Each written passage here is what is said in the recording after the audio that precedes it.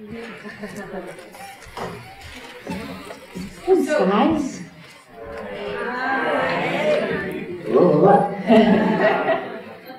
So for those of you who don't know, these are two extraordinarily accomplished actors whose body of work actually has a tremendous range. Both have done television. They're in the Law & Order SVU Club, which is the demarcation point for every actor. It's been television series, movies. They both produced. Michelle was the executive producer of Truckers, and Gbenga produced Doomies. Is that correct? Gbenga actually has begun writing for the New York Times. And one of the things I just wanted to say about your careers and coming to acting, and I say that because many of the students here are actors, is that for an acting program, it's a little embarrassing having you here. Because your careers actually started from, not from training programs, actually. Michelle, you majored in, sorry, my brain is gone. Journalism. Yeah. Michelle actually majored in journalism at Columbia College, and Gbenga actually majored in poli-sci English at Bucknell, right? And both of them, it seems that the thing you have in common is that you both went out and auditioned. And one of the things that I think is very interesting about the way that your careers evolved and also your relationship to this film is that you went and did it. So a lot of your work, it seems to me, has a connection that has to do with those degrees.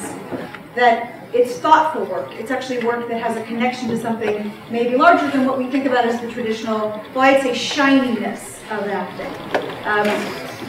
You're very well known for your work on The Wire, but also your work in 24. You've done a Mission Impossible 3, but also tremendous work on True Detective. So it's a career where a film like this, I mean, it seems very you, from what I can tell from your bios, that you would be involved in a film like this. So I would love to hear you just talk about that aspect of your work, where the connection with this film and the connection with characters that really, again, aren't necessarily shiny. The notion of telling stories that maybe have social and personal connections, where that sort of comes into your work as an actor and, you know, what interests you as a human being. You want mine? That's very thoughtful, so thank you. It's actually something that I've reflected on a lot, actually, in my own. They're actually too close. They're too close.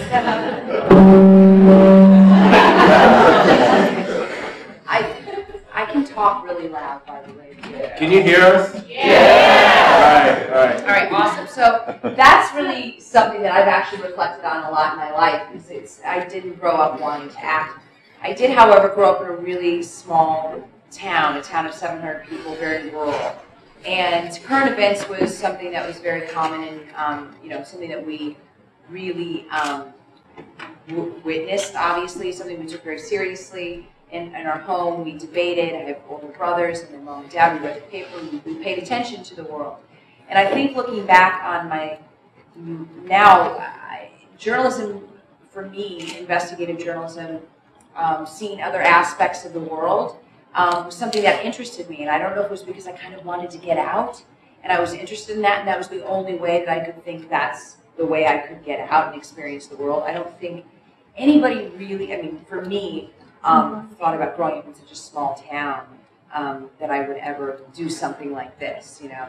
So I think in terms of what I relate to, it's very real characters, very similar to this, like that are grounded, that are really feel like they could be the person next door, oftentimes working class, which is my roots.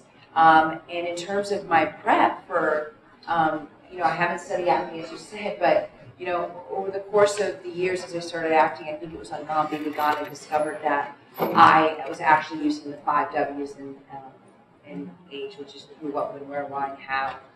When you, I don't know, you guys are all acting students, but it's the approach in writing a news story, essentially.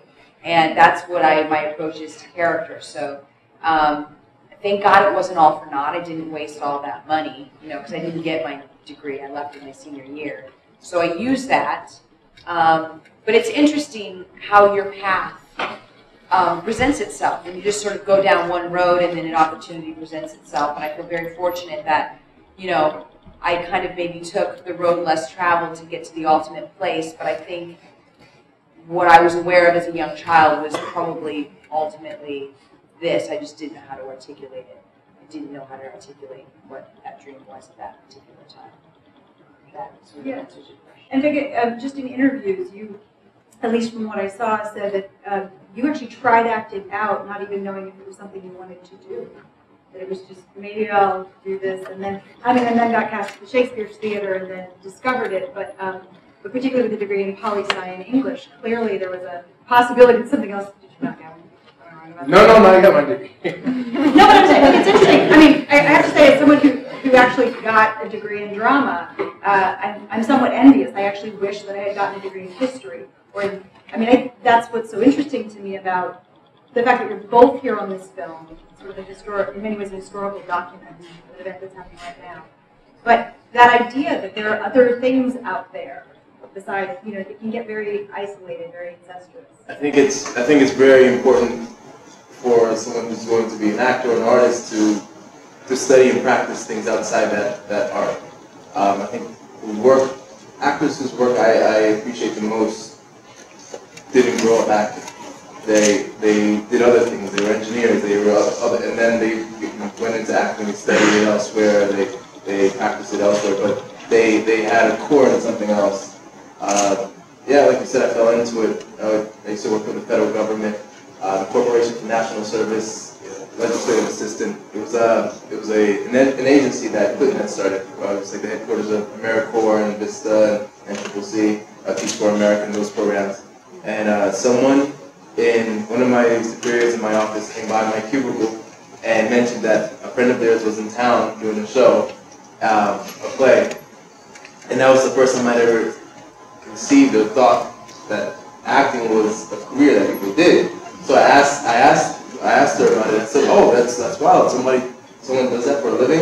And so she thought I was asking because I wanted to get into it, and she just really offhandedly dismissed me, and was like, "Oh, well, you couldn't do it because my friend was this, that, whatever." And I was like, "Oh, really?" And so I didn't even really want to do it. I just it sparked his interest. I bought some books. I went online. I went into chat rooms when they were less creepy, and then Google had just started, and so I was like Googling things, and so I just found out. I know, you said right? So Google had just started. Yeah. And so I found out as much information as I could, and then I found out there were auditions near where I was working, so I went out. I remember my first audition, I had the paper in my hand, and it was like shaking like this, and I was reading it like this, reading it, and so on, and I left completely embarrassed, but like thrilled and exhilarated. But I don't know, I think, and I used to regret not having studied acting before, but then I realized it was one of the best things that could happen to my career. Just thinking when you come to a film like this, because it's, you know, actors get involved in projects for a number of reasons, but there's something about an actor or any artist walking into a room with a certain project. So, for example, this script is sent to you, and people have interests. People have varied interests. You know, some could have a rabid interest in fantasy football, as I think one of my colleagues does. There you go, right? But you know, and then they get the fantasy football movie, and there's a connection that's made. So my next question would be about the connection that you had when you read this script, and what drew you to it. Because sometimes I think it takes so long to actually get to a place of making it. You were talking about that you know, whether it's like the audition process or whether it's just writing the production process, that there's got to be something about it that you love, something that speaks to you, that's interesting to you. And so just to hear both of you, or either one of you, talk about what it was about the script that made you connect, or was interesting to you. Well, I think that when I first read it, I just couldn't believe what an amazing role it was. I mean, this, you know, there are really few and far between female roles, male roles. You know, someone as complicated as this. And when Claudia gave me the script, it was a tight script. I mean, it was near perfect. It wasn't like it needed work. So it was like somebody had just handed me this diamond in the rough. And a woman was so complex, and she had substance and depth and conflict and what some people might even call, you know, a woman who's flawed. And so that's, as an actor creatively, as you know, that's just something you want to sink your teeth into. At the same time, it was completely original. I'd never kind of considered this aspect before seriously. I mean, this isn't something that I was confronted with.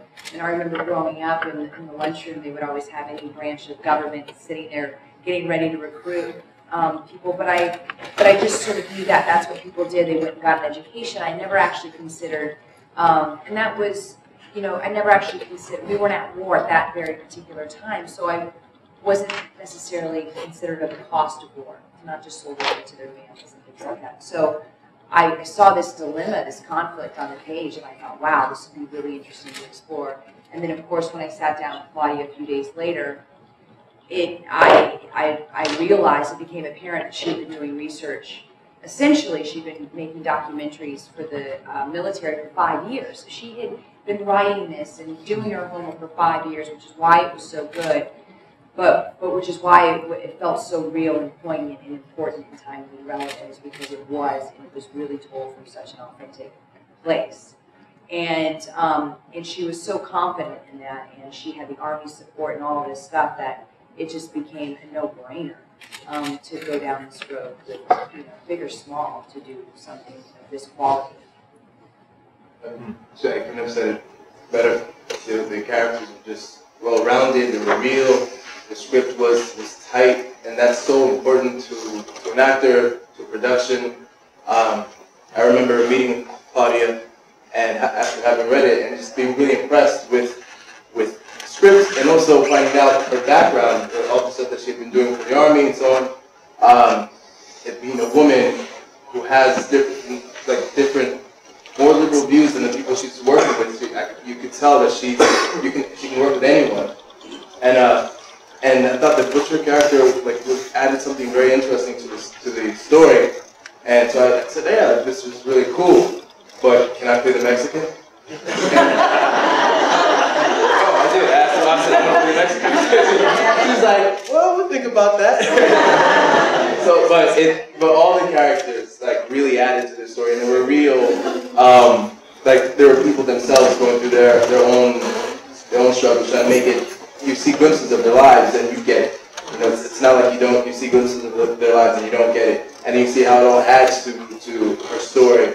So it's just, I mean, we can take only small credit for it. The story was just really well done. Yeah, I think, you know, to touch on that as well, the characters, all the characters, you know, I still sort of marvel at it, because it's such a real testament to her storytelling and her direction, but why it's so confidently acted by everyone is because all the characters are making sacrifices. No one's right, no one's wrong. They all live in this gray world, where everybody fucking lives in, you know? That's where conflict arises, and so everybody's just doing the best that they can in a really imperfect world. And I think that's why everyone does such a profound job, because you really sympathize with all these characters. If 1 minute you're aligning yourself with Maggie and her perspective, and she's a strong woman, and why shouldn't she be able to go to war and leave her son behind? And the next minute you're aligning yourself with Richard, and you know, it's like, listen, and you leave for 15 months, and I'm waiting for my door to be knocked on by somebody, you know, to tell me that you're dying. You know, that's selfish, you know. And so you understand these perspectives, and I think it's just so rare to be given material that's kind of electric like that, and that's so fair and honest. So it occurs to me that maybe I shouldn't be too selfish and maybe open it up a wee bit. Does anyone have, because I'll just keep talking. So, great, I'm just going to bring this down.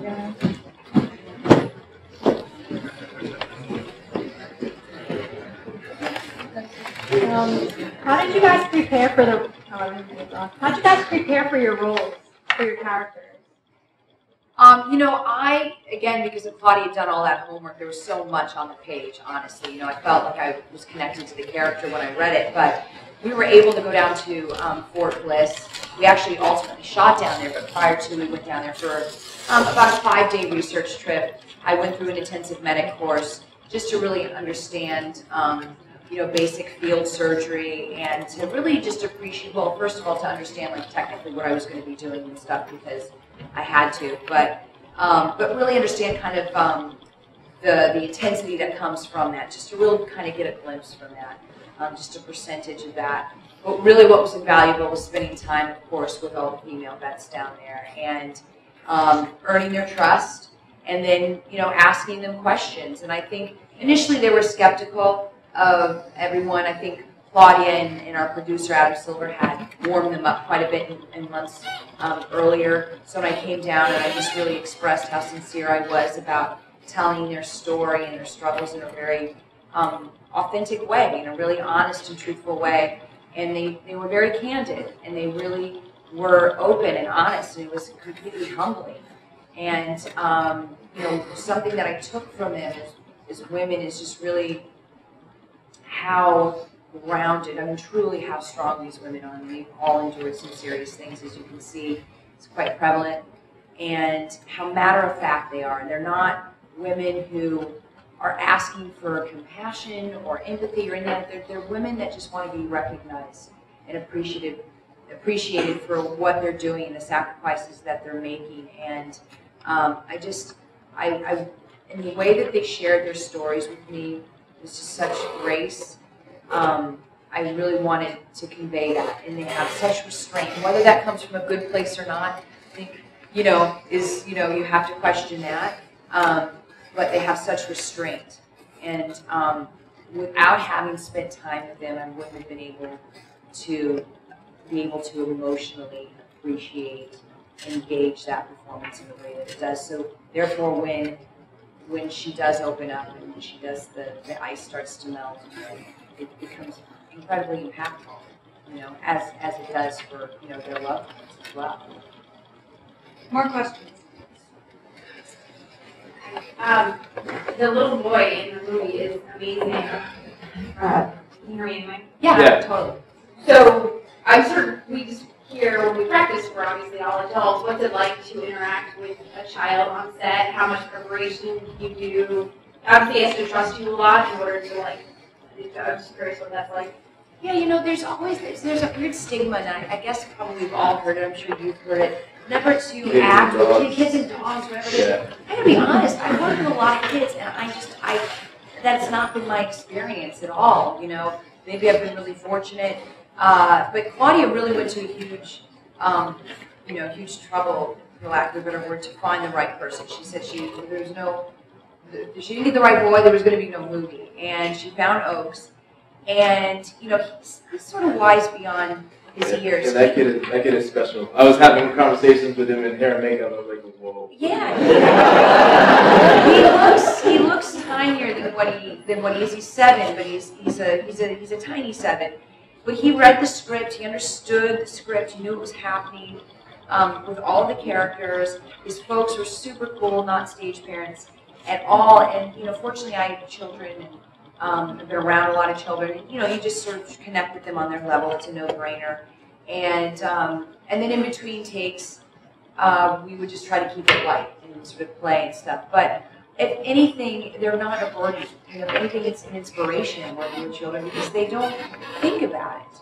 They just act with, they very little thought. And one minute they're, playing the truck, and then the next minute they're, in a very emotional, connected scene. And so I didn't, with the exception of him, a couple of maybe afternoons of having a lot of sugar, which there was, and the little shit deserved it, but it was hard because, we shot it in 21 days, and we'd be like, okay, we gotta get this, we gotta move on, but, that's just him being a kid, and you have to honor and respect that too, but I loved working with him. He's so tremendous in the film, and those little eyes, just, the physicality, he doesn't even move his head, just the way he looks at you in your eyes, and it's just such a lesson with acting, because it's, there's so much in the subtlety of acting that's so powerful. It's what we do as human beings. We're really subtle. We really connect with people and communicate with people in really subtle ways, and so it was just a reminder to watch a child do that, and to embrace that myself. More. Yeah. Yeah. Going off the preparation question, I guess a little bit, it's implied in the script that no session is a film, which I love that both the characters are suffering from PTSD. So I was just wondering how much you guys looked into that, or if it was just already there for you from the director, what she already did. Because there was a lot of her was bad. I got drunk and went into bar fights. No, I didn't get drunk. I did do the bar fights though. No, it's. I think what was great about this film was the subtlety. So like she said, it was shot in a real way. It was written in a real way, and the themes were laid out in a real way, which was really smart storytelling.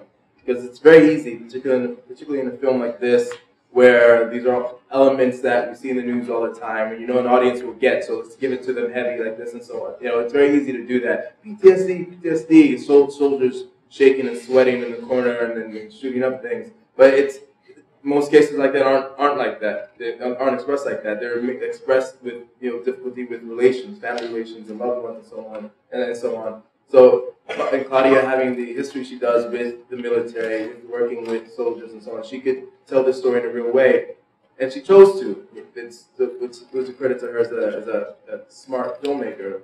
Lots of times people can sensationalize for the sake of getting an audience or possibly getting a studio. But she wrote the script she wanted, and she shot it the way she wanted. She had full cooperation from the Army, and they didn't actually try to get her to do anything with the script, edit it or tone it down or anything like that. They gave her full leeway to do what she wanted, and to their credit, they got out in front of it. So I think because of that, because this is a real depiction of soldiers, not just one, but soldiers in general dealing with PTSD, it's more difficult to watch. Has anyone ever seen 127 Hours? Yes. Remember that? Oh, you know what this movie's about. So he's cutting off his arm, and it's taking him all this time and so on. I went to go see it, and when I left, someone had fainted, and I was talking to a couple people had fainted, and I was talking to some of the people who had worked in the theater, and they said this has been happening all over the country. People throwing up and so on, and it was fainting.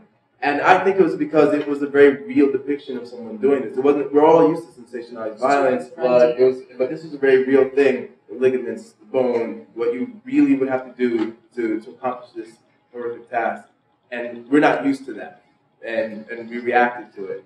So I think that's another reason this film was strong, because it was a real depiction of people. It was like very raw. Mark. Hi. I'm Kevin. In the movie, there was some sexy time, right? It was very, very real scene. My question is, how do you manage to make it so real? I know it's not real, right? It was No. Where are you from, Kevin? Oh, Where are you from? What? Where are you from? Mexico.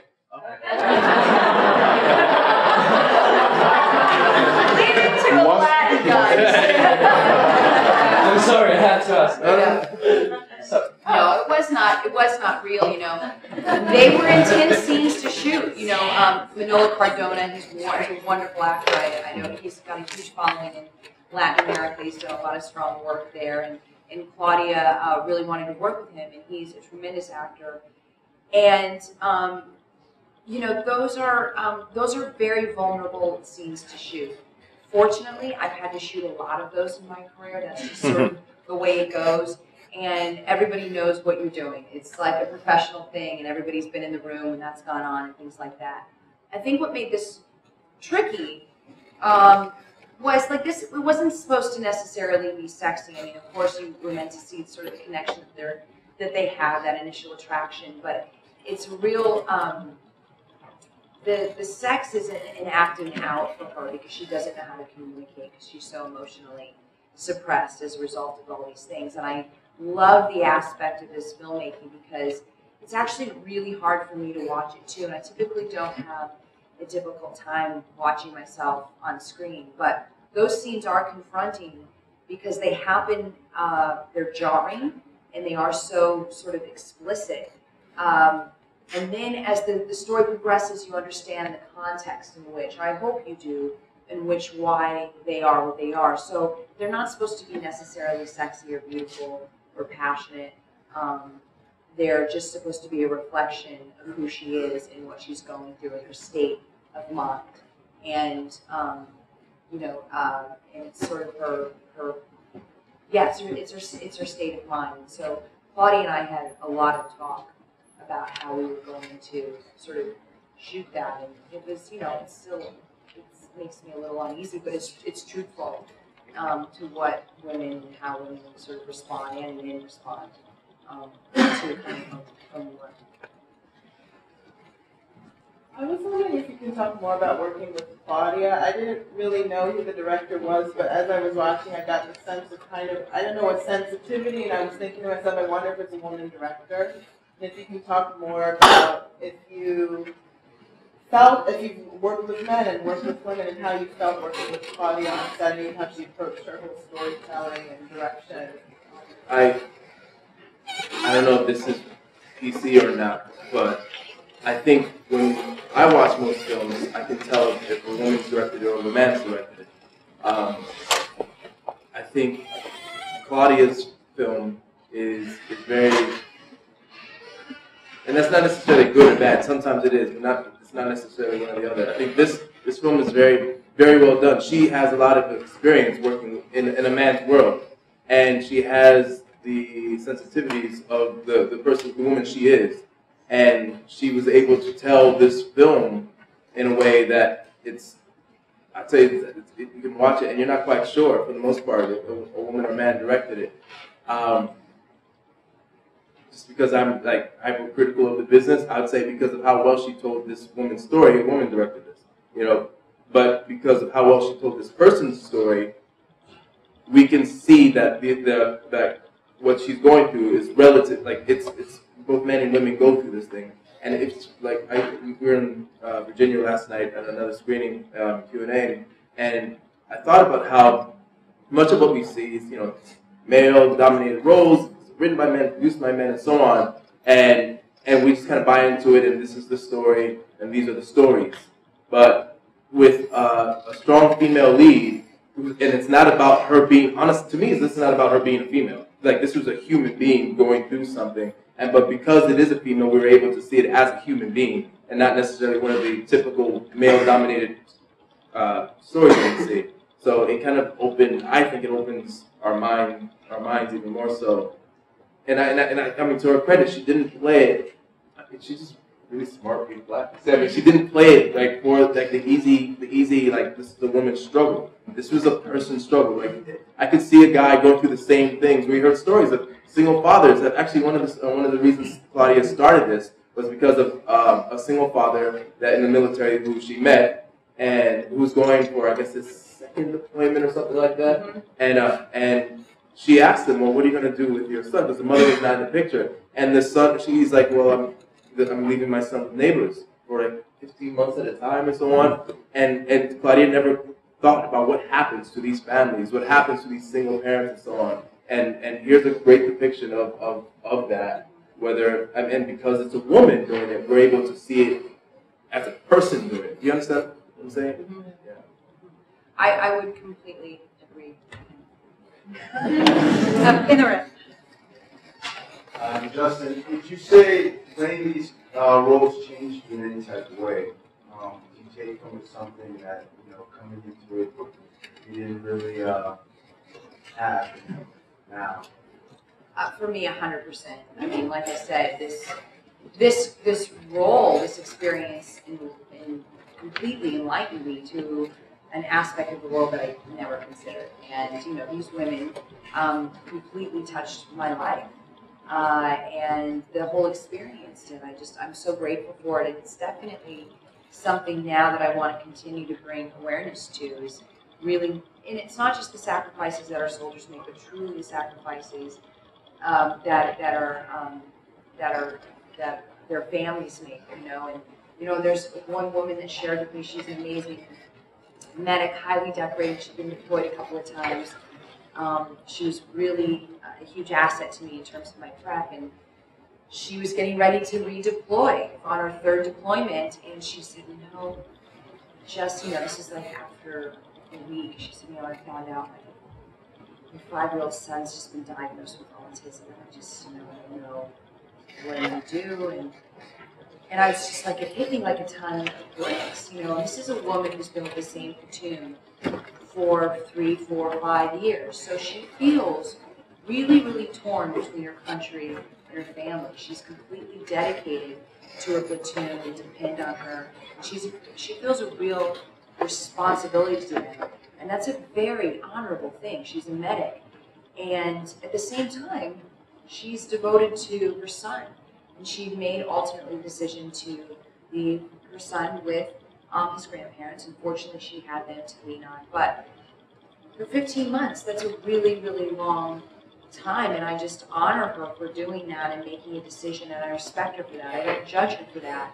I don't know if a lot of people would have the same perspective.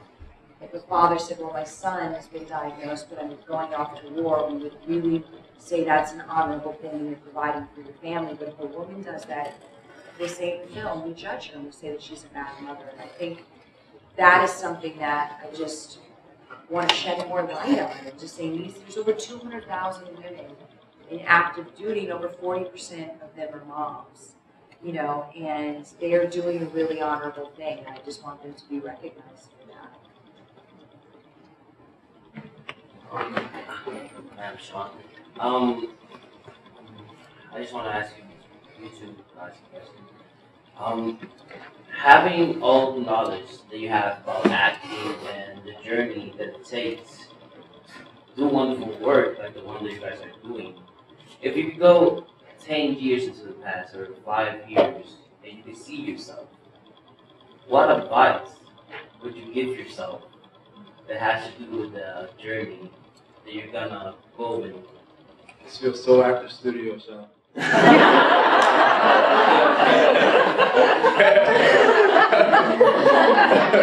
But I feel you. I hear you. I have to think about that. So go ahead. I just have very simple advice. And it's just really in terms of the audition process. And I just think that that's a very daunting thing to do. I don't care what stage you're at. We still go in and audition. And part of me kind of likes it because I like the idea of knowing that I earned the job. There are times when for this job, for instance, I did an audition for it. It was offered to me, and there are, there's fears attached to that. And all of a sudden, I'm going to get there on the day, and I'm going to make some choices, and they're going to go, that's not exactly what we wanted to do. So I actually, so embrace it and acknowledge it, and know that, not every audition is going to be awesome, but if you can just make an impression, and there's been tons of auditions that I've gone on that I'm like, there is no way in God's green earth that I'm going to get this role. But if I can at least make a connection with the material in some small way, or even just with the casting director, so that maybe the casting director will invite me back in the next time around, and maybe I'll be able to connect with that material better. I just think it's not to be so hard on yourself, and then also in terms of the audition, they want you to get the job. Remember that. They've invited you into the room, so they want you to get the job, so just try not to be as intimidated. I know I try to tell myself that too. And always just be off book. It took me years to remember that. I think it took me at least probably 3 years, and I forget how much great work you do between lines. And again, that goes to what I was saying earlier,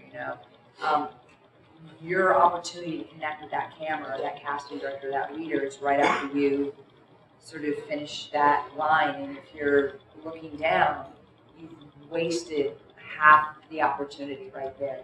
Half of the audition is in the actual words, and then the other, as you know, is between the lines. So I would just say that's just very practical advice. And once I really accepted that and embraced that, and really put so much work in actually just the memorization aspect, I could actually then really allow myself to have fun with it and be confident.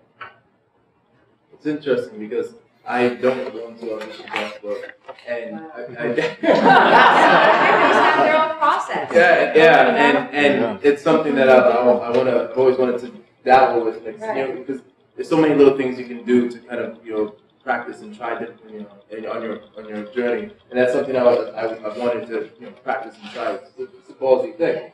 But I'll have it even if I'm not, even if I don't need it. I'll have it in my hand. I'll still hold it. Exactly. Yeah. It's like a little crutch. And I said stuff like that. Yeah, exactly. But as far as telling myself 10 years ago, giving myself advice 10 years ago, honestly, I'd tell myself to make sure you do and value other things outside of this business.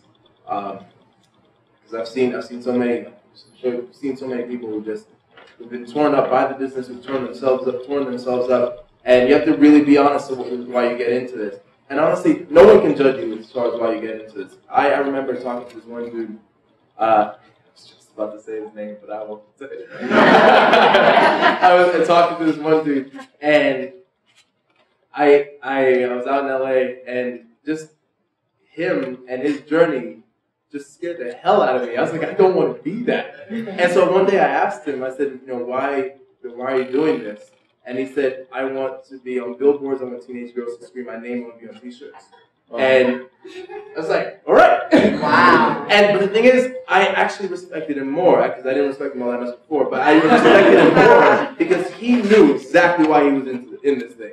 I couldn't judge him, and on top of that, he knew why he was doing this. I was like, good for you. So whatever it is, whatever your reason is, no one can judge you. Just make sure you know what it is, and be clear, and be true to yourself.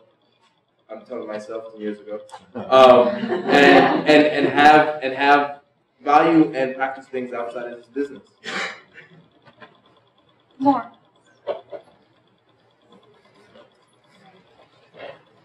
Alright, I was a little nervous. Okay, so in the scene where Maggie and Butcher have their conversation, I'm curious to know from both of you, what process did you go through in order to capture the intensity of the scene? Because it was kind of a moment where everything came to, well, at least between their little storyline, everything it was kind of like their climax. So I'm curious to know how you went about capturing that moment.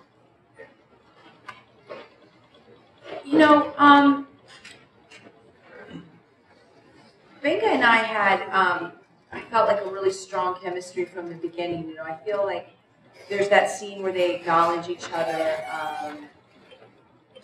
when we're where the lockers are. I forget what that area is called. And we shake their hand. They shake hands. And, I feel like did we shoot that first? We did. We shot that first. I feel like we might have been in a fortunate situation where we got to shoot some things chronologically. But that scene's a really intense scene. I mean, Gbenga's performance is quite, there's a lot of depth there, and there's a heaviness, and I think that, maybe there's a lot riding on it for Maggie. And I think that when I opened up the door, I don't know if we rehearsed it or the room was set, but I remember opening up the door and seeing him in the state of that place, but truly, like, as a person, when I opened up that door, that informed me about a lot of things. Like, I went, oh, wow, this shit's for real. I kept having that experience over and over again. It was heavy, but I kept feeling like that's really real. And, it was a beautiful scene to play with you. It was beautifully written. It was, again, like this. All the writing's a real testament to Claudia, because the direction and the tone were really specific. They're really in that. I think that's a testament to Claudia casting the right people. Who knew she knew what kind of actor she wanted and what they were going to bring to that, and then she put us all together and allowed us to do what we wanted to do, but she directed us delicately as well, and made sure that we, there was nuanced beats there. That answers your question. She's absolutely right. She directed delicately, and I was fortunate enough to work with people throughout the film who were just really open to trying something different, including the director. I mean, it was a really collaborative process. And you don't always get that, but it was that. I think the film shows that like, the best things came from that. I think is that a room there? So that also helped. We were exhausted, and particularly Michelle shooting all. I mean, she's like in every scene. She's carrying all the. It's so bringing that in being in a room with someone is also bringing that in, and also the stakes were like at its highest points. The highest points at that point, like with her, she's coming to that room, and we're not sure if. I mean, I'm not sure if she's going to get out of that room. I'm not sure if I'm going to get out of that room. So it's that real. Like where she said, this shit is real, and then you go from there.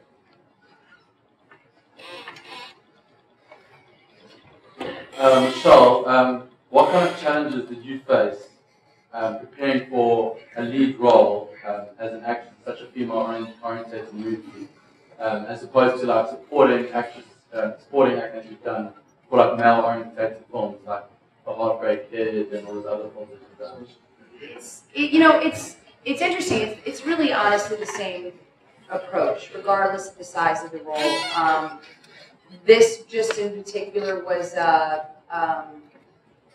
it was just a lot. It was just a lot more intense. There was just a lot more prep, and there was, and in talking about the stakes seemed higher for me because again, I felt like I was portraying real women, and so, and because we were shooting in 21 days, the prep literally had to be done before we started production. There was no time for Claudia and I to really sit down and talk about anything, and we really. We were really clear. The real important aspect was this emotional journey that Meg went on, and the level of restraint that we needed to hold back on. And that's hard for me. I'm pretty dramatic. I'm an emotional person. I wear my heart on my sleeve. So it was a real constant reminder to me, and to constantly ask Claudia to make sure that I kept my emotions in check, especially as I was getting more and more exhausted. And so that was really just the constant barometer I wanted to make, and again, so it was more impactful. So it's incredible to kind of exact stay with us. Some of them have had a very, very, very long day. So we'd like to take one more question before we go. Hi, I'm Sola. So my question is for both of you individually.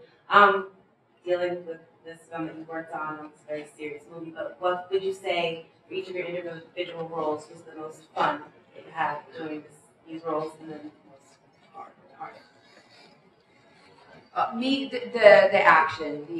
I mean, that's hard on one sort of sense, but I actually just like that in life. I'm an adrenaline junkie, so I got to go through a medic training. I got to insert IVs into lots of arms and do tourniquets and do all these things that I never would have the opportunity to do. I know that sounds like sort of lame, but that's one of the reasons why I love acting, and that's probably why we're all here. We like to put ourselves in people's shoes, and you've heard this before.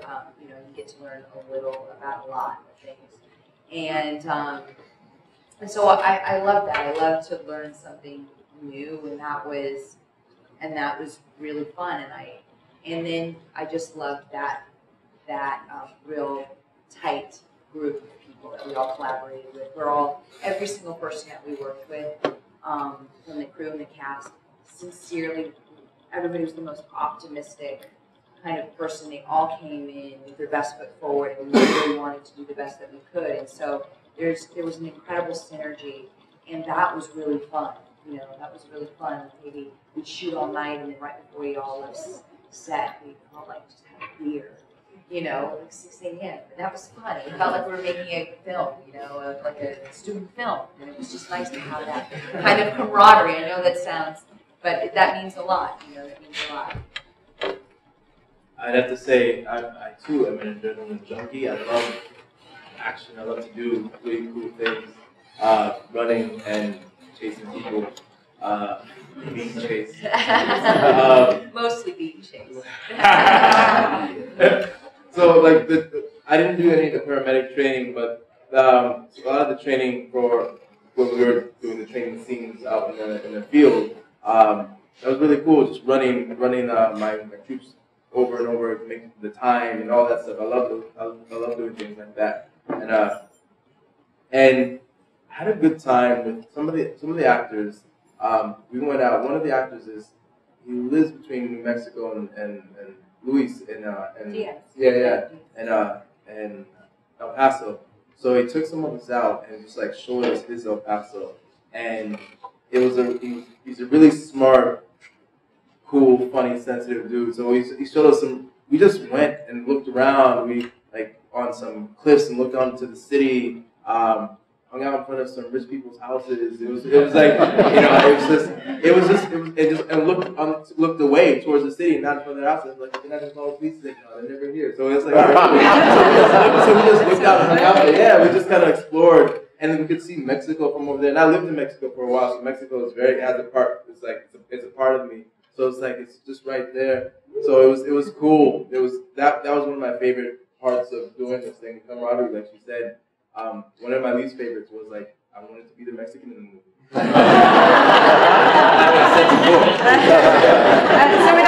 So such a huge thank you, Michelle and Gbenga, Thank you. coming in and visiting us and answering our questions.